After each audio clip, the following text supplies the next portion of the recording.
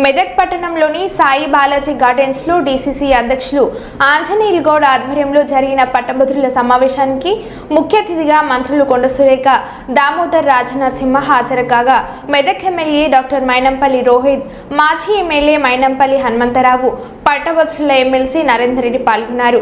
ఈ సందర్భంగా మంత్రి దామోదర్ రాజనరసింహ మాట్లాడుతూ జాబ్ క్యాలెండర్ విడుదల చేసి 56,000 మందికి ఉద్యోగం కల్పించిన వ్యక్తి సీఎం రేవంత్ రెడ్డి, కాంగ్రెస్ ప్రభుత్వం అని అన్నారు. ఎమ్మెల్యేల గెలుపుకు ఎలా కృషి చేశారో అదేవిధంగా స్థానిక ఎన్నికల్లో కృషి చేసిన వ్యక్తికి ప్రజాప్రతినిధి కావడానికి మేము సహకరిస్తామని అన్నారు.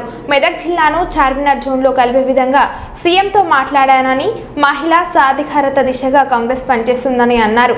14 నెలల్లో కాంగ్రెస్ ప్రభుత్వం అంచెలంచెలుగా అభివృద్ధి చెందుతుందని అన్నారు.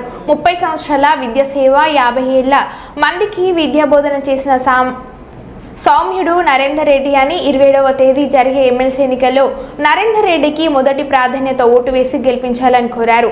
అనంతరం మంత్రి కొండ సురేఖ మాట్లాడుతూ స్వేచ్ఛ పరిపాలనకు కాంగ్రెస్ నిట్టలు అని అన్నారు. అనంతరం కొండ సురేఖ మాట్లాడుతూ స్వచ్ఛ పరిపాలనకు కాంగ్రెస్ నిలువుదట్టమని అన్నారు. పోటీలో ఉన్న వ్యక్తుల్లో ఎవరికి ఓటు వేయాలి చెప్పకుండానే అర్థమవుతుందని అన్నారు.